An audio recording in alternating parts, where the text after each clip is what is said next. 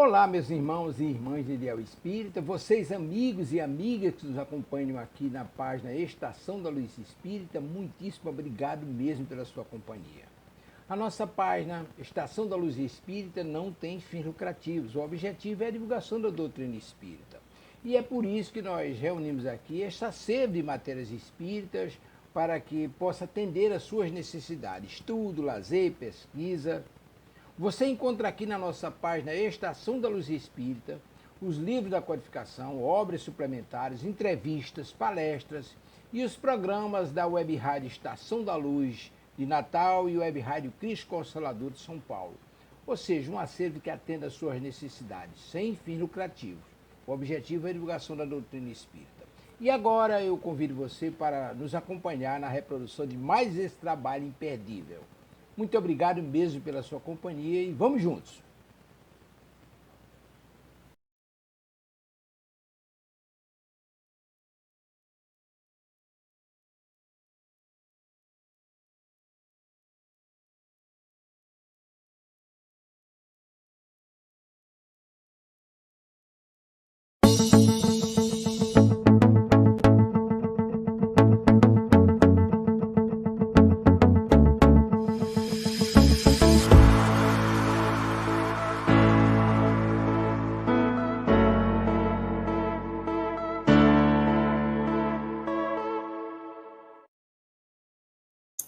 Bom dia, meus amigos e minhas amigas, sejam todos muito bem-vindos a mais um programa pela Web Rádio Cristo Consolador, naquele nosso programa de todos os sábados, pela manhã, à luz da messe, do recebimento, da oferta do amor, né? Então, peço desculpa pela demorinha de 3 minutos, mas estava com problema aqui na internet, mas agora tudo resolvido. Então, meus irmãos, sejam todos realmente muito bem-vindos. Vamos colocar as nossas águas para fluidificarem, que até o término do nosso programa, os benfeitores espirituais colocarão tudo aquilo que nós necessitamos. E vamos começar a primeira leitura, que, como sempre, é do livro Pão Nosso, que esse livro foi psicografado por Chico Xavier e ditado pelo Espírito de Emmanuel. O capítulo hoje é o 90, que tem um título que eu amo muito: O Trabalhador Divino. Todos nós, né? E a ementa é tirada de uma frase de João Batista, aquele que pregava no deserto. E quem coloca essa frase no Evangelho é Lucas, no capítulo 3, verso 17, e diz assim: Ele tem a pá na mão, limpará a sua eira e ajuntará o trigo no seu celeiro, mas queimará a palha com o fogo que nunca se apaga. Vamos ver o que João Batista, primo de Jesus, aquele que foi o precursor de Jesus, aquele que anunciou, né, que Jesus estava chegando. Vamos ver o que João Batista quis dizer com isso, né? Que o trabalhador tem a pá na mão, ele limpa a eira, né, ali na lavoura, ele ajunta o trigo no seu celeiro, mas queima a palha no fogo. Então, vamos ver. Emmanuel vai nos explicar assim: apóstolos e seguidores do Cristo, desde as organizações primitivas do movimento evangélico, designaram-no através de nomes diversos. Então, aqui, meus irmãos, vai falar dos nomes que Jesus foi chamado ao longo da existência dele aqui na Terra. Jesus foi chamado de o Mestre, porque ele nos ensina. Ele foi chamado de o pastor, porque ele cuida de nós. Ele foi chamado de Messias, o ungido de Deus. Ele foi chamado de o Salvador. Ele foi chamado do Príncipe da Paz. Ele foi chamado de guia. aquele que nos conduz pelo caminho, né? Todos esses títulos são justos e veneráveis. Entretanto, não podemos esquecer, ao lado dessas evocações sublimes, aquela inesperada apresentação de João Batista. O precursor designa-o por trabalhador, atento, que tenha pá nas mãos, que limpará o chão, duro e inculto, que recolherá o trigo na ocasião adequada da colheita e que purificará os detritos com a chama da justiça e do amor que nunca se apaga. Então, meus irmãos, já dá para perceber até aqui que nós temos que entender, não podemos entender assim tudo aquilo que Cristo falou, que os profetas falaram, não podemos entender ao pé da letra. Nós temos que decodificar. Lembrando que era 2000 anos, Jesus falava para quem? Para os judeus. Jesus era judeu, falava para os judeus, vivia com os judeus e morreu como judeu. Na época de Jesus, ele falou o quê? Que ele não veio para destruir a primeira revelação, porque Jesus é a segunda revelação. Ele não veio, por quê? Porque Jesus era um profundo estudioso da Torá dos judeus. E o que é a Torá? São os primeiros 5 livros da Bíblia.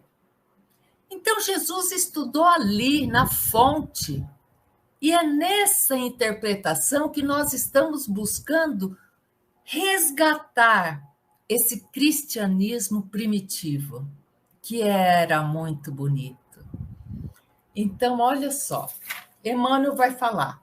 Interessante notar que João Batista não apresenta o Senhor empunhando leis, cheio de ordenações e cheio de pergaminhos, nem se refere a ele de acordo com as velhas tradições judaicas que aguardavam o divino mensageiro num carro de glórias magnificentes. Então, aqui Emmanuel nos explica, meu irmão, aquela divisão que temos hoje em dia, nós, os ditos cristãos, com os judeus. Os judeus não consideram que o Salvador já veio, que Jesus já veio. Eles, por quê? Porque, segundo a orientação da Torá, falava que o Salvador, o Messias, viria num carro de glórias magnificentes. E Jesus andava com aquelas túnicas simples, chinelo de couro. E aí? Então, eles estão esperando ainda. Um dos preceitos dos judeus é esse: aguardar a vinda do Messias todos os dias da tua vida. Então, nós estamos indo buscar lá na Torá, nos 5 primeiros capítulos da Bíblia, nos 5 primeiros livros, da Bíblia, nós estamos indo buscar o cristianismo primitivo, como ele começou lá com Jesus. Que Jesus não inaugurou cristianismo nenhum, né? Depois que foram dando nomes, né? Então, olha só, refere-se.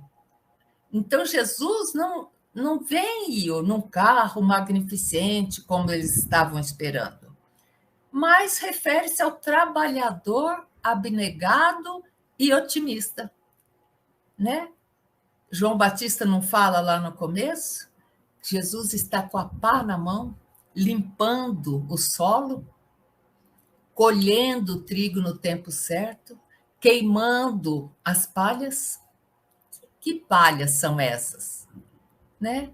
Quando nós, recalcitrantes ainda no erro, não vamos viver tudo aquilo que Jesus nos ensinou. Porque Jesus não deixou nada escrito. Então, o que nós sabemos hoje É por conta dos evangelhos, por conta dos escritos de Paulo, grande Paulo de Tarso, não é mesmo? Mas esse entendimento na hora de lermos os textos é muito importante, meus irmãos. Então, refere-se ao trabalhador abnegado e otimista, a pá rústica não descansa ao seu lado, mas permanece vigilante em suas mãos, e em seu espírito reina a esperança de limpar a terra que lhe foi confiada, salvadoras diretrizes. Jesus estava já com Deus na época que Deus, Jesus e os engenheiros siderais criaram a terra. Foi Jesus, junto com essa turma toda, que colocou o eixo da terra no lugar, para separar a água da terra. Então, por isso que nós falamos que Jesus é o nosso governador em chefe do planeta Terra todo, né? Porque ele veio para nos ensinar, ele veio para nos trazer a segunda revelação, que a primeira tinha sido Moisés que trouxe. E muito interessante, meus amigos, quando a gente fala, né, como será que Moisés recebeu as revelações? O próprio Cristo encaminhou as revelações para Moisés. Então, vejam como Cristo está envolvido profundamente no nosso planeta. E agora, meus irmãos, nesse momento da trajetória que o planeta Terra está, né, às vésperas de sair do mundo de expiações e provas, onde o mal prevalece, estamos quase para passar para um mundo de regeneração. Então, a Terra vai ser um planeta onde o mal já não tenha tanta morada como tem hoje. O bem vai prevalecer. E isso tudo, Jesus está no comando. Por isso, meus irmãos, que quando a gente vê acontecendo uma coisa aqui, uma coisa ali, não nos desesperemos. Tem um comando este planeta e chama Jesus Cristo. Não é pouco, não. Então, todos vós, diz Emmanuel, que viveis empenhados nos serviços terrestres por uma era melhor, olha que lindo, gente, mantendo aceso no coração o devotamento à causa do Evangelho do Cristo, não nos cerceiem dificuldades ou ingratidões. Desdobremos as atividades sob o precioso estímulo da fé, mas é aquela fé raciocinada que Allan Kardec fala. Não é aquela fé cega, que fé cega vira extremismo, vira fanatismo. É a fé raciocinada. Opa, será que é isso? Vou ver, vou estudar, vou perguntar para quem sabe. Então, não nos cerceiem dificuldades e ingratidões. Desdobremos nossas atividades sob o precioso estímulo da fé, fé raciocinada. Porque conosco vai à frente, abençoando-nos a humilde cooperação, aquele trabalhador divino que limpará a eira do mundo. Percebem, meus irmãos, a magnitude dessa página que nós estudamos hoje? Então, é a confirmação de que nós não estamos sozinhos, que como o nosso querido doutor Bezerra de Menezes fala, quando ele fala da Terra, dessas convulsões sociais, da natureza que a Terra passa, ele fala assim, a nau não está a matroca. Quer dizer, a Terra tem um governador em chefe e é Jesus. Então, meus irmãos, que maravilha de momento esse, que a gente passa a perceber a importância de nós estarmos com a enxada na mão. Que enxada é essa? A enxada da reforma íntima nossa. A enxada de perceber que à nossa volta existem pessoas passando fome, passando frio, desabrigadas. e nós podemos colaborar sim.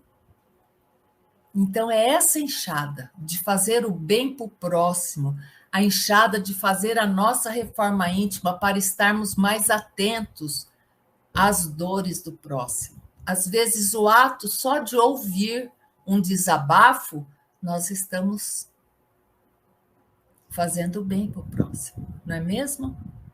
Então, meus irmãos, vamos agora, conforme o nosso combinado, para aqueles dias que a gente não tem uma inspiração para fazer uma prece sentida do coração, no último capítulo do livro Evangelho segundo o Espiritismo, é um capítulo que só tem preces. E hoje nós vamos aprender a prece para pedir um conselho. Quantas vezes, meus irmãos, que nós temos que tomar uma atitude e a gente fica em dúvida? Aí, como que a gente pode tomar uma decisão correta? A gente pode pensar como Jesus faria. Aí vocês podem falar, Regina, mas Jesus era Jesus, nós ainda somos tão falhos, tão humanos. Mas somos pessoas perfectíveis, podemos chegar sim à perfeição. É por isso que nós encarnamos e reencarnamos e ficamos até chegarmos a ser espíritos puros. Então, vamos pedir conselho quando nós precisarmos. E aqui fala assim, ó, quando estamos indecisos em fazer ou não fazer uma coisa, e aqui eles dão uma receitinha, Allan Kardec, maravilhoso, dá uma receitinha perfeita. Ele fala assim, devemos, antes de tudo, nos colocar as seguintes questões. Então, temos dúvida se aquilo que eu vou fazer é uma coisa boa, ou é mais ou menos, ou será que eu não devo fazer? Então, a gente tem que fazer 3 perguntinhas para a gente. Olha que interessante, meus irmãos. A coisa que hesito em fazer pode causar um prejuízo, qualquer prejuízo a outra pessoa? Então, já temos uma pergunta. Aquilo que eu estou em dúvida, se eu fizer, vai causar prejuízo para outra pessoa?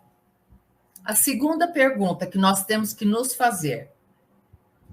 Aquilo que eu estou pensando em fazer pode ser útil a alguém? Pode trazer alguma utilidade a alguém? Ele não está falando pode trazer uma utilidade só para mim, não. Ele está falando para alguém. Porque a gente não fala, meus irmãos, que o negócio, quando é bom para os 2 lados? Pense vocês, quando a gente vai comprar uma casa, vem o corretor, mostra a casa, fala o preço da casa, aí a gente vai começar, vai olhar a casa, e aí a gente vai começar a barganhar. Por quê? Porque o negócio tem que ser bom para os 2 lados. Tem que ser bom para quem está vendendo, tem que ser bom para o corretor e tem que ser bom para a gente também. Então, ó, ela pode ser útil a alguém, essa coisa que eu estou pensando em fazer? E a terceira e última questão é essa, ó. Se alguém fizesse isso que eu estou em dúvida de fazer, fizesse isso para mim, eu ficaria satisfeito? Pronto. Não tem mais dúvida, gente. Né? Então, se eu fizer aquilo que eu estou pensando, que eu estou em dúvida, e se alguém fizesse exatamente aquilo comigo, eu ia ficar bem? Eu ia ficar satisfeito? Se nós respondermos essas 3 questões, meus irmãos, a gente não erra mais. E ele continua. Se a coisa não interessa, senão a si próprio, é permitido balancear a soma das vantagens e dos inconvenientes pessoais que podem dela resultar. Se ela interessa a outrem e fazendo bem a uma pessoa possa fazer o mal a outra, olha só, se isso que eu vou fazer faz o bem para uma pessoa, mas para outra faz o mal, é preciso igualmente pesar os pratos da balança, a soma do bem e do mal.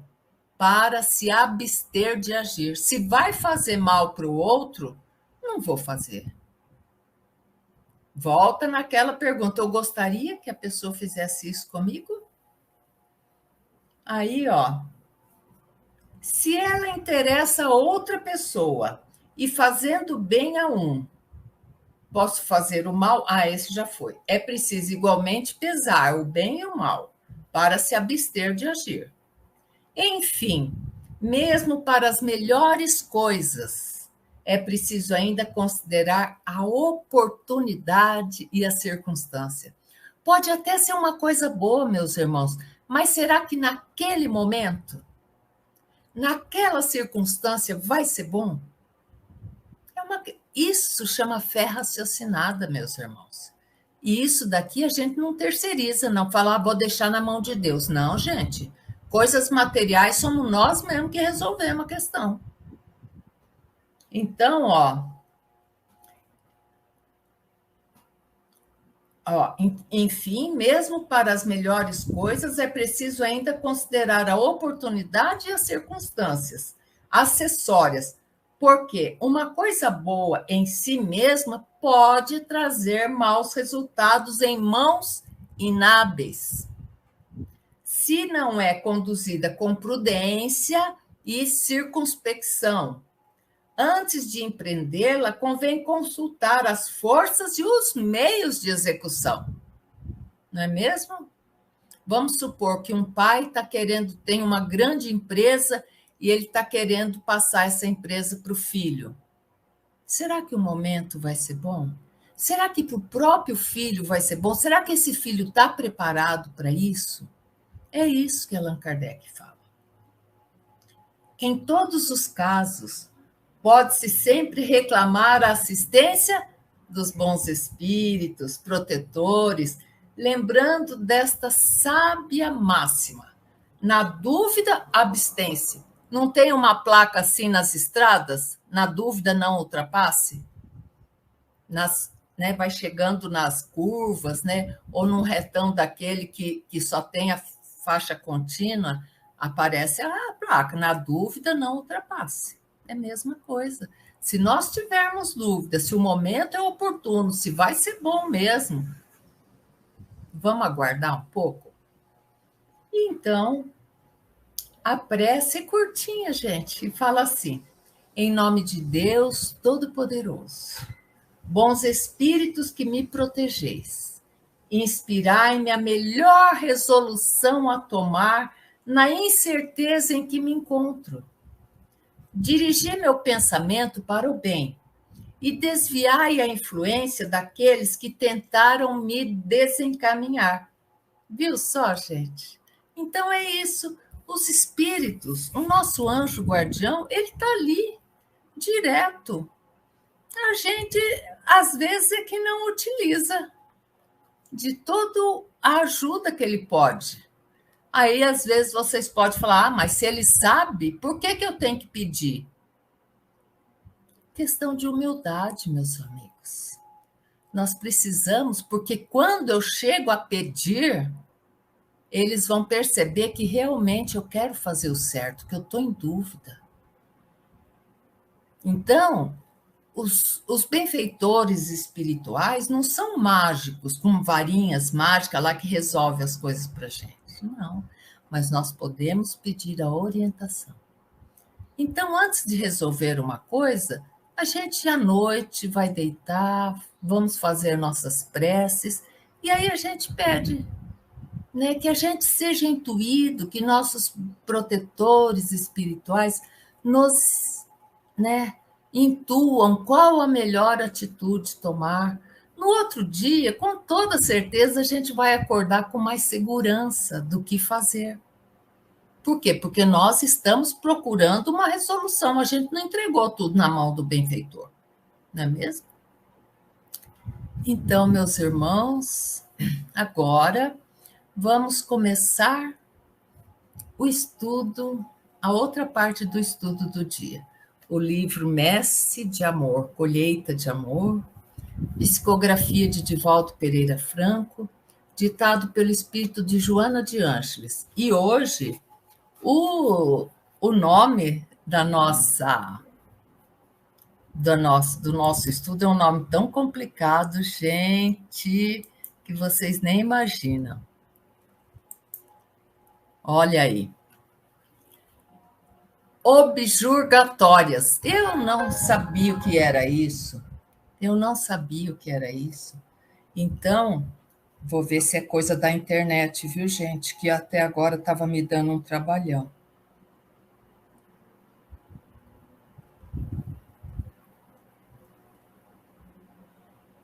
Então tá tudo perfeito. Então, meus amigos, o tema hoje é objurgatórias. O que quer dizer objurgatórias? Os espíritos superiores são muito elevados, têm muito conhecimento, utilizam palavras que nós não usamos no dia a dia. E eu fui lá no dicionário e objurgatórias é o quê? É censura. É quando a gente repreende alguém fortemente. Não fala, não, a gente repreende mesmo para valer. Isso é uma objurgatória. Então, ó, Joana vai falar assim: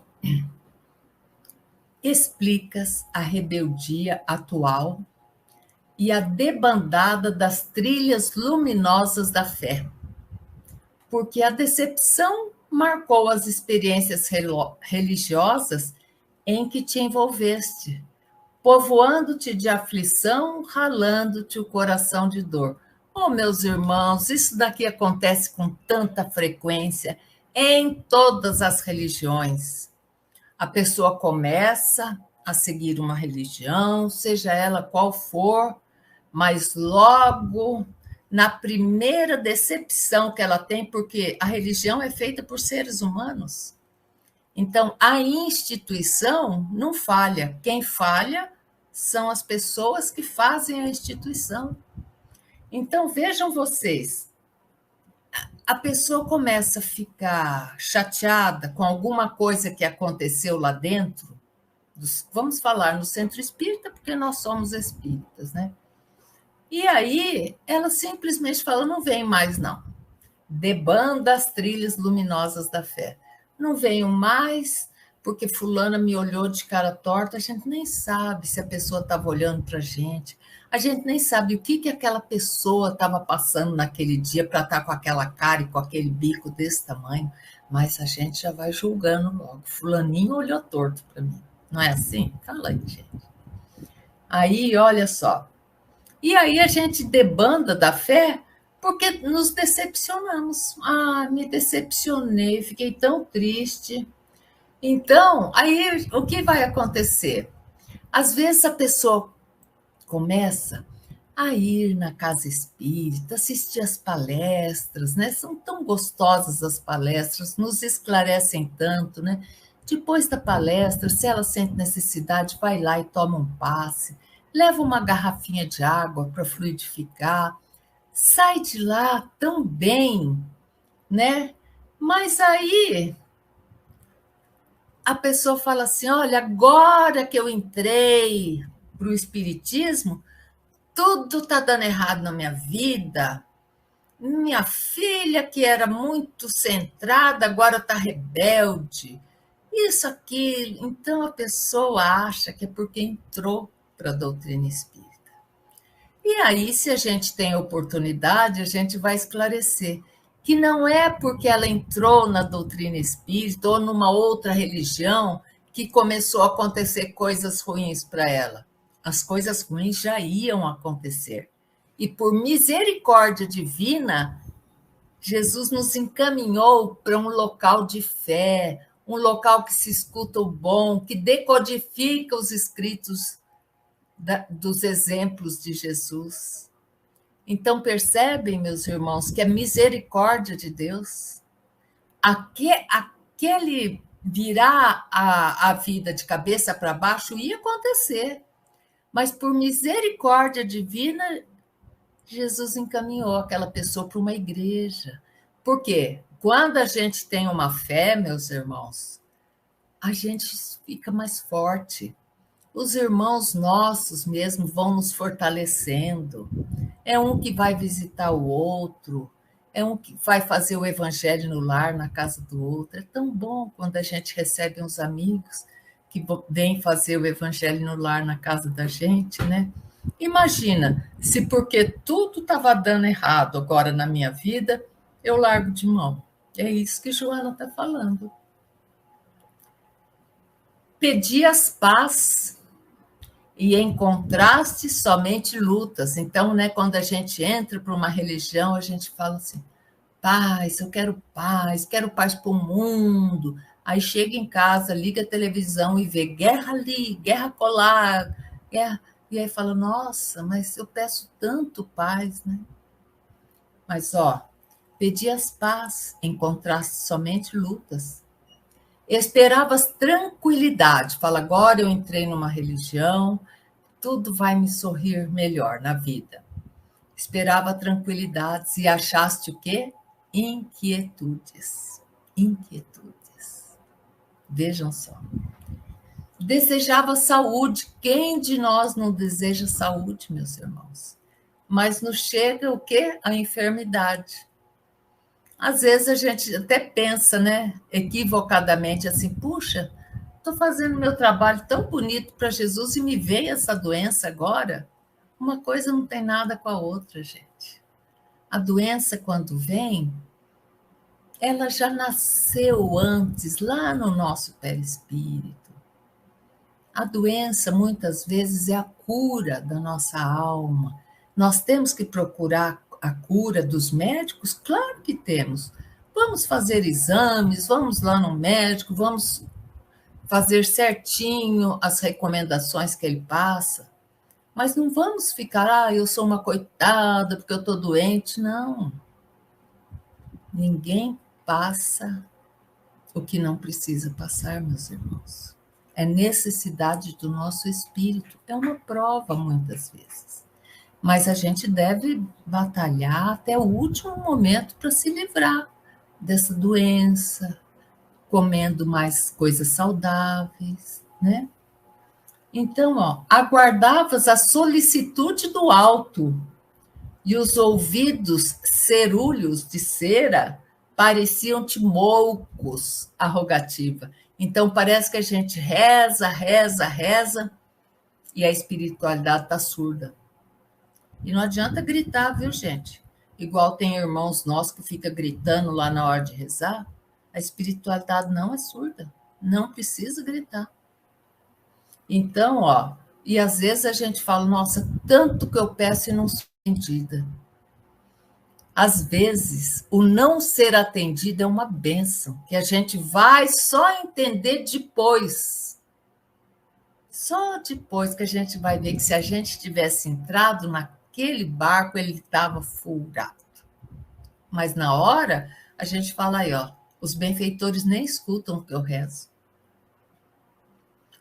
E aí, é natural, justifica-se, que a revolta se instale no coração. E aí a pessoa fica revoltada.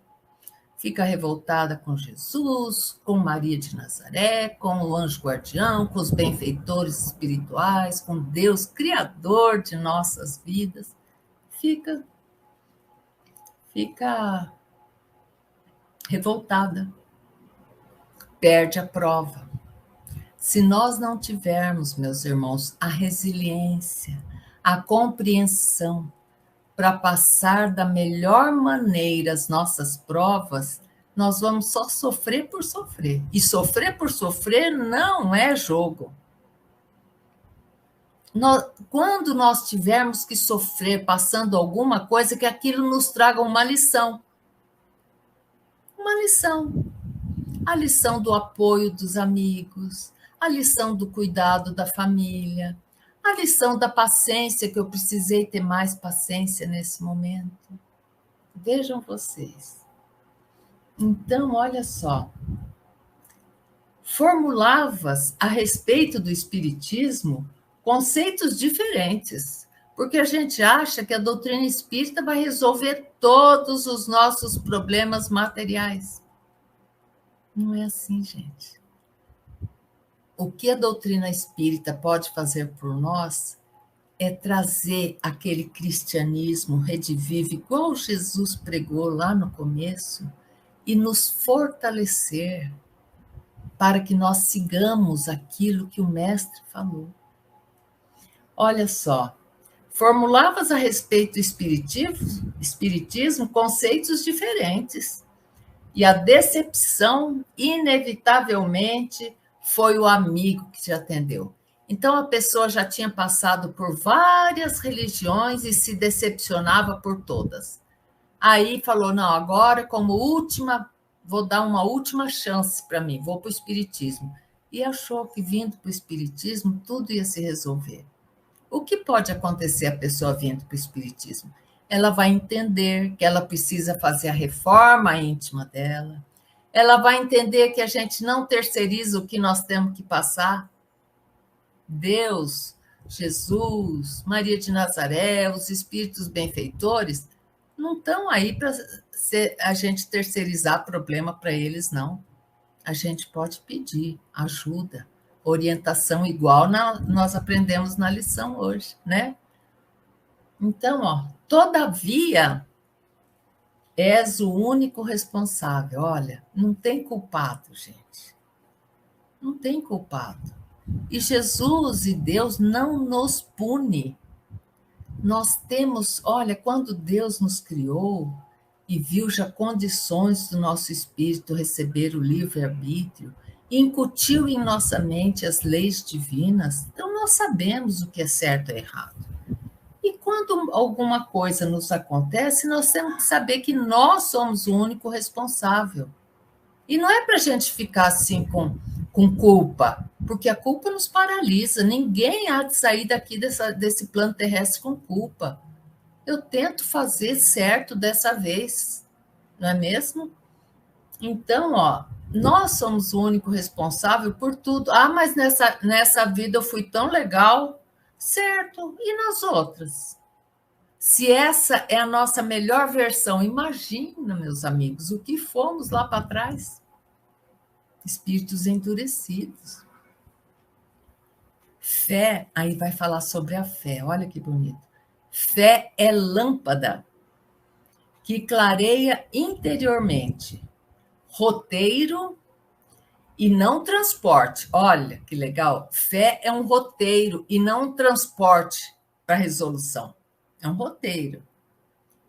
Estrada e não porto de repouso. Então, quando eu tenho uma fé, não está tudo terminado. Aí está começando a estrada. Eu sei que eu tenho que seguir a estrada da reforma íntima, a estrada de entender as coisas que Jesus nos trouxe quando ele veio com a segunda revelação.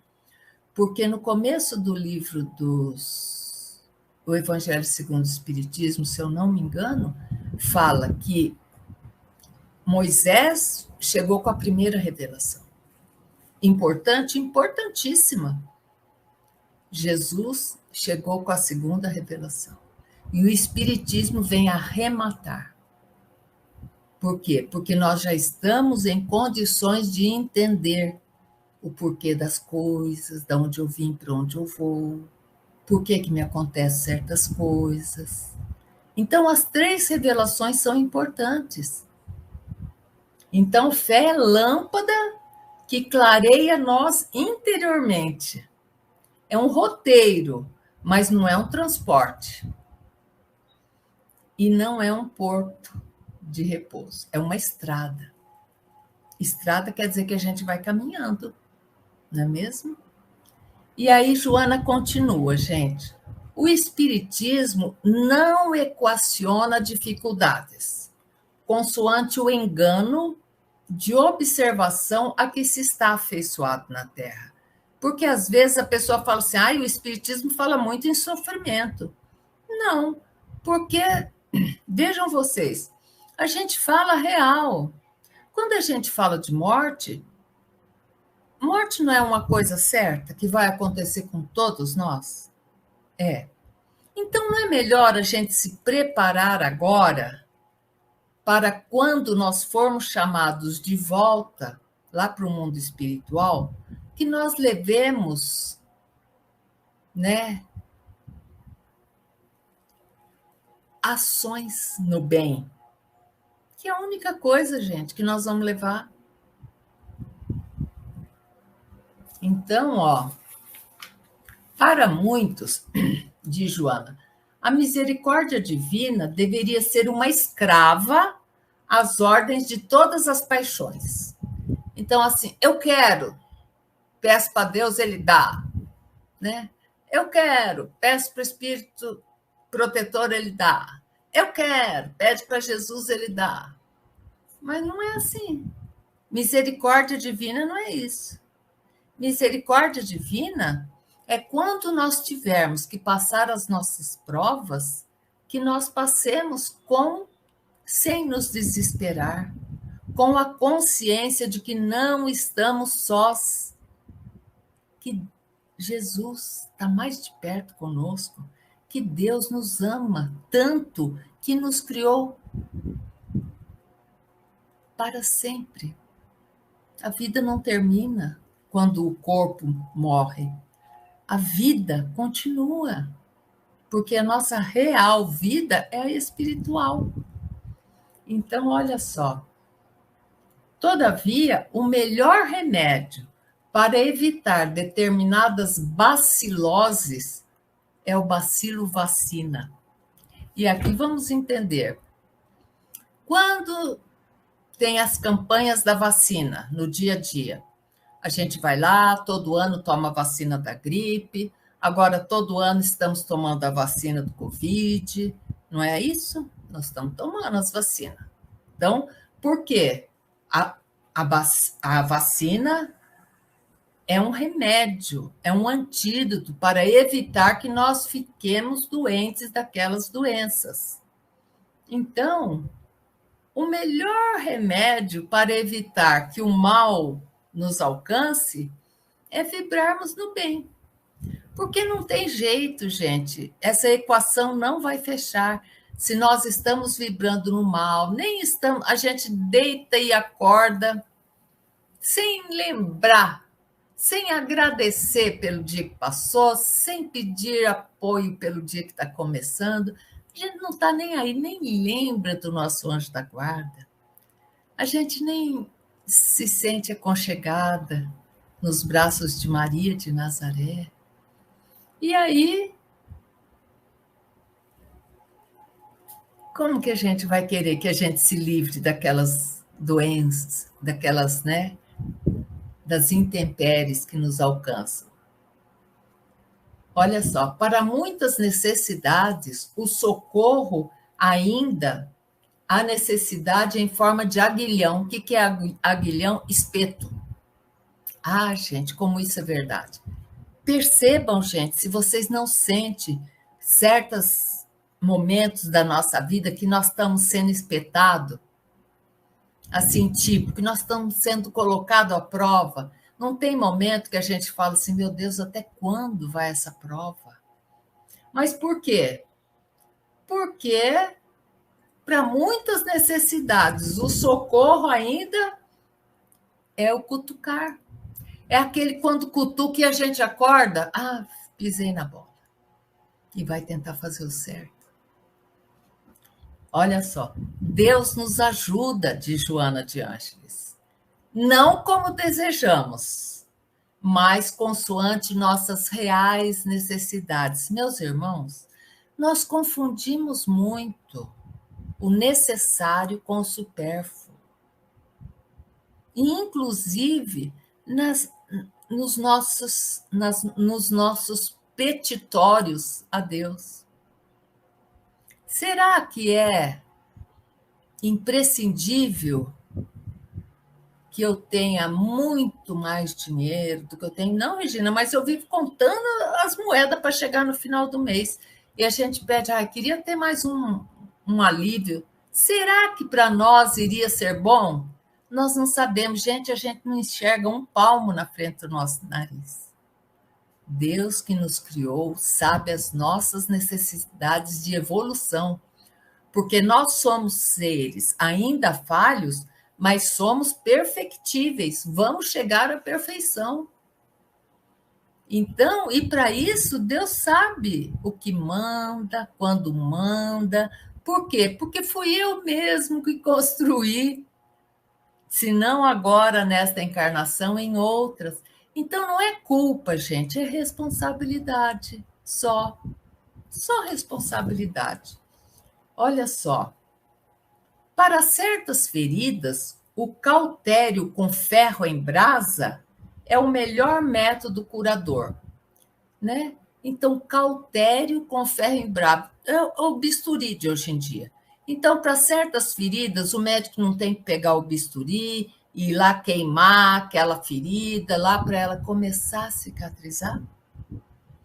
Assim é com as nossas dores. Às vezes a gente precisa de um ferrinho em brasa, gente, para a gente lembrar que nós não estamos aqui a passeio. Nós não viemos para essa terra a passeio.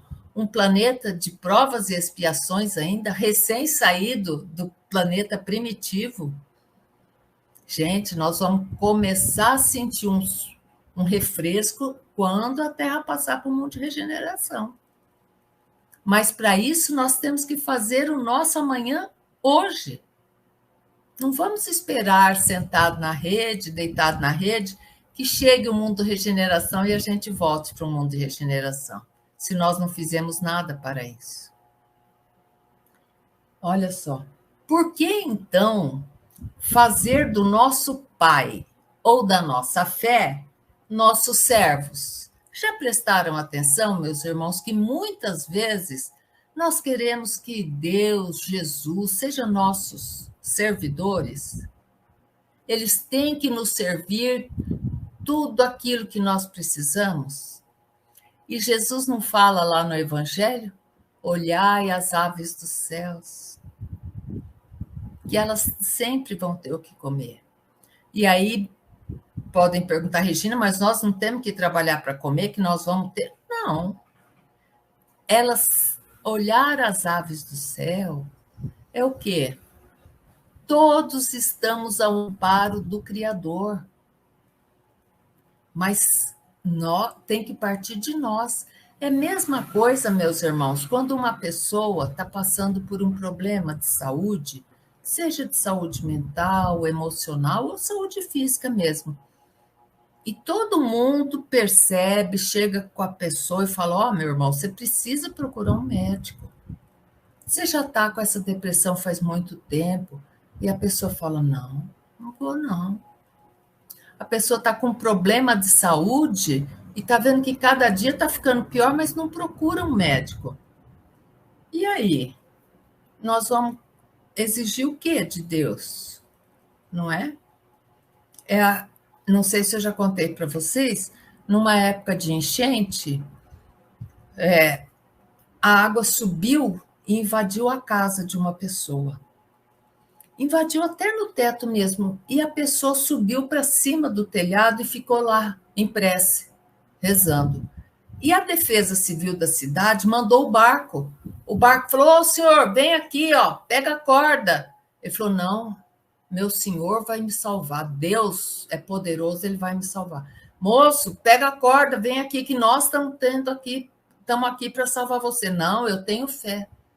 E aí a casa vai desmantelar e ele vai ser engolido pelas águas. Então, essa é uma fé que não é raciocinada. O Deus se faz presente através dos homens. Então, chegou a Defesa Civil lá para cuidar, para tirar ele daquele... Não, mas ele estava ali rezando.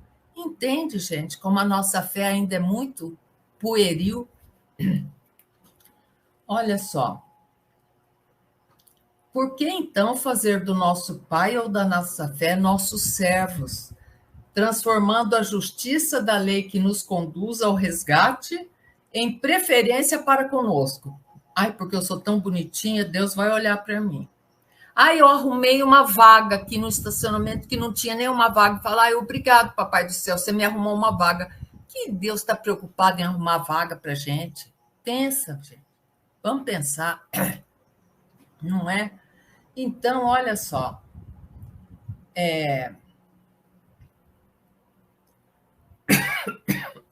devem receber mais os que mais pedem ou aqueles que mais trabalham? É uma boa pergunta. Joana joga para nós. Será que deve receber mais aquelas pessoas que oram muito e pedem muito ou aqueles que trabalham muito? Abandona, portanto, censuras e reclamações injustas e vá servir. É servir, gente. Oração tem ação no final. Os amigos espirituais não. Peraí, não. Compromisso espiritista é ligação com deveres maiores. Tá vendo, gente? O nosso compromisso é com dever maior. Nós temos que saber separar o supérfluo do necessário. Os amigos espirituais não te atenderão às comezinhas apelações, solucionando os problemas que deves resolver. Então, os amigos espirituais não vão resolver aquilo que nós podemos resolver, gente. Então, é por mãos à obra. No entanto, os amigos espirituais vão te dar em colóquios sem palavras, sabe? Assim, a gente não precisa escutar, mas a gente sente aquele bom ânimo. Colóquios sem palavras e estímulos sem nome. A harmonia que é o caminho da paz legítima e da felicidade real, longe de toda dor, agonia e morte, no formoso labor que se manifesta na luta de cada dia. Olha que bonito, gente, muito lindo, né? Então, meus irmãos, mais uma vez, os espíritos benfeitores vêm e falam para a gente das nossas obrigações, para a gente não ser, né, pessoas que peçam o impossível, mas para nós fazermos a nossa parte e confiemos que nós nunca estamos sozinhos, não é mesmo? Achei muito linda, gente, essa parte. Então, meus irmãos, já quero me despedir de vocês antes da prece final, desejando a todos um final de semana maravilhoso, um início de semana venturoso, que a presença do Cristo esteja em todas as pessoas que nós encontrarmos nesse final de semana, sejam nossos familiares, seja não, mas que sintamos a presença do Cristo junto a nós. Agradecemos profundamente estarmos juntos mais um sábado para que essas mensagens, gente, eu penso sempre assim, primeiro é para mim. Como eu preciso dessas mensagens, né? E aí, porque às vezes a gente está escutando uma mensagem, a gente fala, nossa, fulaninho precisava escutar aquilo. Mas não, primeiro é para nós. Não importa se fulaninho precisava escutar ou não. É para nós, é para cada um de nós. Não é mesmo? Então, meus irmãos queridos, agora vamos fazer aquela oração linda da prece de Cáritas. Deus, nosso Pai, que sois todo poder e bondade, dai força àquele que passa provação, dai luz àquele que procura a verdade, ponde no coração do homem a compaixão e a caridade. Deus, dai ao viajor a estrela guia, ao aflito a consolação, ao doente o repouso. Pai, dai ao culpado o arrependimento, ao espírito a verdade, à criança o guia, ao órfão o pai. Senhor, que vossa bondade se estenda sobre tudo o que criastes. Piedade, Senhor, para aqueles que vos não conhecem. Esperança para aqueles que sofrem. Que vossa bondade permita aos espíritos consoladores derramarem por toda a terra a paz, a esperança e a fé, fé raciocinada. Deus, um raio, uma faísca do vosso amor pode abrasar a terra. Deixa-nos beber nas fontes dessa bondade fecunda e infinita e todas as lágrimas secarão. Todas as dores se acalmarão. Um só coração Um só pensamento subirá até vós, como um grito de reconhecimento e de amor. Como Moisés sobre a montanha, nós vos esperamos com os braços abertos. Ó poder, ó bondade, ó beleza e ó perfeição, e queremos de alguma sorte alcançar a vossa misericórdia. Deus, dai-nos a força de ajudar o progresso, a fim de subirmos até vós. Dai-nos a caridade pura, dai-nos a fé e a razão. Dai-nos a simplicidade, que fará das nossas almas o espelho onde se deve refletir a vossa imagem. Que assim seja. Até o próximo sábado, meus irmãos. Lembrando que a semana toda nesse web rádio tem programas maravilhosos. Um grande abraço e até a próxima. Fiquem com Deus. Fiquemos todos com Deus. Chegamos ao final da nossa atividade. Muitíssimo obrigado mesmo pela sua companhia e espero você no próximo evento.